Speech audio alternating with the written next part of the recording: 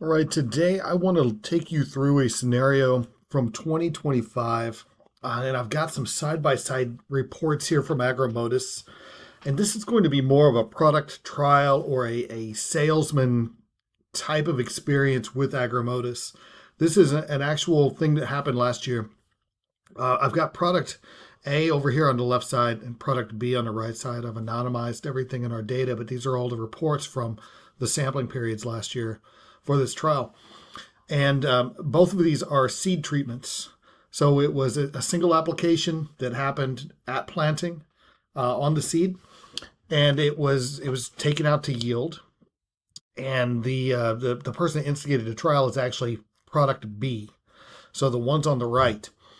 Um, as you will see as we walk through what the Agrimodis report showed at the three sampling stages we have, there were some differences that popped up, but product B ended up losing this trial, and they were a little frustrated with that. Obviously, you want your product to work when you go out there, right? But when you don't have the proper data to be able to back up why or why not and further investigate, then you take that full responsibility. Alternately, your product might not have done anything, but you might have won due to other conditions far outside of your product. So that's where I encourage people to take the correct data.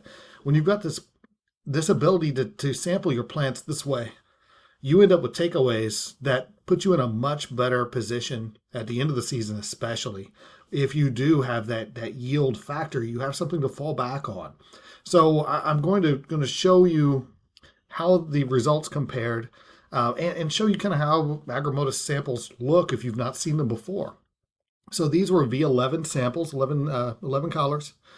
And product A, you see the nitrogen, phosphorus, potassium, and sulfur charts are side by side here for A and B. And you notice that product B has 195.7 pounds of nitrogen, where product A is showing that crop has 138.6 pounds of nitrogen. Phosphorus, there is a significant difference in the phosphorus uptake at the say. And this is all the same field. They split a field in half. It is an irrigated field that normally can do 275 to 300 on a good year. And so we just set a yield goal at 300. If you look at the upper right, the product B had a higher yield goal based on the sample submitted than A at the first sampling period. And you'll watch that change as we progress to the next sampling period. Potassium, they both had about the same potassium uptake within 4 pounds of each other. Sulfur, though, product B exceeded product A in the way of that crop's overall sulfur uptake. So NP and K are all higher on product B's sample, and pretty much the same potassium. Okay. The other way of looking at that, I skipped it, but this is the gap report for that same sampling period that just shows goal versus what the reports are. And product B, you had an excess of nitrogen where product A's sample was actually almost 37 pounds below the goal for nitrogen. So you see how those gaps compare. There was a phosphorus deficiency, and Agrimodis reports will give you like fertilizer equivalents. So 3.2 pounds an acre would be about 3.5 gallons of 31818, or about 2.5 of 624.6. All right, so we put all those in context for you. It was about 10 ounces of 10% liquid boron behind, or about 0.4 pounds of something like a soluble. Right, so that information is provided. So going back to the bar charts on those, let's look at the micros next. Of course, we have calcium and magnesium up here. Skip those, but micronutrients follow after that. And you can see the difference in the green bars. So A's crop had far less total uptake than B had, signaling that product B did something with that seed coat, product A didn't. If you were just making this a product versus product comparison, all right? There may be other factors. It might be different soil zones, might be different productivity zones. But from a sampling point, this is the data we have to work with. All right, so now let's fast forward a little bit. I'm going to go through the gap report for the next sample. Let's get right to the new graphs. Go through each side separately here. So now we're going to R3. This is actually like an R2.5 sample. I really don't recommend you sampling much past R1 to R2 until you get like half milk line. That in between when nutrients are starting to move to the grain is a really tricky time to test that plant, and we don't get a as good of a quality sample when we do that because you can't cleanly remove that grain, and we need to do that to have the right numbers. But we did have one at R3 last year, so I'll put that information in. Now, if you look at the projected yield here, now all of a sudden product A is on to 283 and product B is 246. So we've flip-flopped here. And when I look at the product A nutrient quantities, now they are exceeding product B. So whatever happened in product B that led to that early gain is not holding up. Now, I said this was a seed coat. This is actually like a biological stimulant type product. It's not a nutritional, so I know that much going in. But I also know that I'm not going to have a difference of, 75 pounds of nitrogen between these two samples due to a seed coat. All right, we have other factors going on in that field creating these differences. So if I'm at R3, I get these reports back and I'm a salesperson for product B, I'm going to have some explaining to do if I'm a nutritional, I'm in charge of their program. But if I had a seed coat and I showed early gains through that V10, V11, V12, but I lost them, now I can go to that client and say, hey, yeah, it's falling behind where we are, but let me show you why that is. Let me go up to the gap report for this B product. Because I'm deficient by nitrogen by 45 pounds.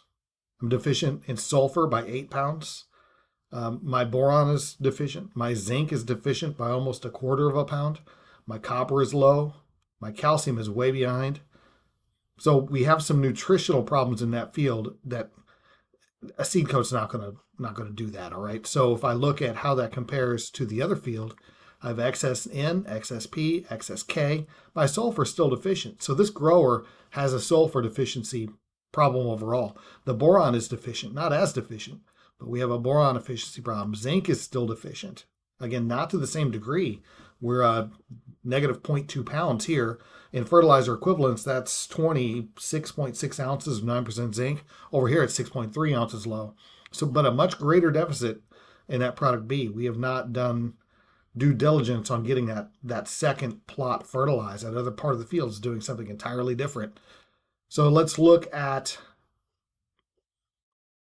the next, let me scroll to the half milk line sample here. That's still R3. There we go. And I'll get these lined up. So really the projected yields from the R3 to the R5.5 only varied by 1 bushel per acre based on the plant samples. You got 283 and 247 versus 246. So very close between the R3 and R5.5 when we do the Agrimodis yield estimate based on the samples. And from a nitrogen load, it looks like we are now like 90 pounds difference between product B and product A. So yeah, product B did lose this trial by 35 bushels an acre, but did a seed coat cause that difference? When you look at the gap report, the nitrogen actually did end up catching up, but we were deficient in sulfur by 5 pounds. Our boron was deficient. My zinc deficiency grew. My copper deficiency grew.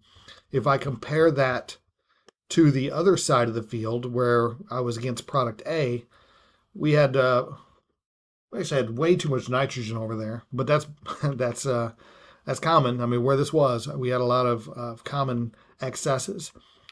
P was excessive on both. K was excessive on both. Sulfur was in excess. Well, that can actually do more harm than good. And even with these excesses, one of the common things I get is, well, I had more nutrients. Why didn't I make more bushels? Well, this still did good at 283, but you're at 390, 400 pounds of nitrogen to make 283 bushels an acre. Those can be limiting factors. That excess nitrogen, excess phosphorus, excess potassium can actually cause those problems. So it's yield limiting. It's not more nutrients is good. Sometimes too many nutrients can be the limiting factor. But from the eyes of product B's representative going out there and saying, hey, I don't think we got a fair shake here, because we had a nitrogen, sulfur, all these problems, zinc, boron, Like you've got to fertilize. If you end up at R3 mid season and you're running a nitrogen deficiency, you've got to have that to fall back on. Now, evidence of surplus. If you look at the goals here, we had a 300 bushel yield goal. If you look at what the goals are, they're the same, obviously, for the two, because same field, same yield goal. When you look at the nutrient quantity taken up, my goodness, I mean, excess. And this is this does have a manure history that I know about on this field. So the excess doesn't really surprise me too much. This actually ended up being really close to goal, but we had we still had that mid-season availability problem. So I think that's what really hurt. And we don't have that sulfur there to back it up. You're not doing yourself any favors. And then when you look at the micronutrient content difference, we're below goal in a big way on calcium, below goal on zinc, manganese, that's due to the high iron, copper, boron, and we don't have nearly the gaps over here. And that's what created that yield difference. From a quantity of nutrition, and this was the same variety, this was a Pioneer 1742 on all of it. When you look at what the difference is in nutrition, one thing I thought was very interesting is the stover content. And if you really want to see what a nitrogen just squeaking by or the deficiency looks like, look at your stover and your grain. 128 pounds of nitrogen in the stover and 180 in grain. Over here we had 186 in grain with 213 in the stover.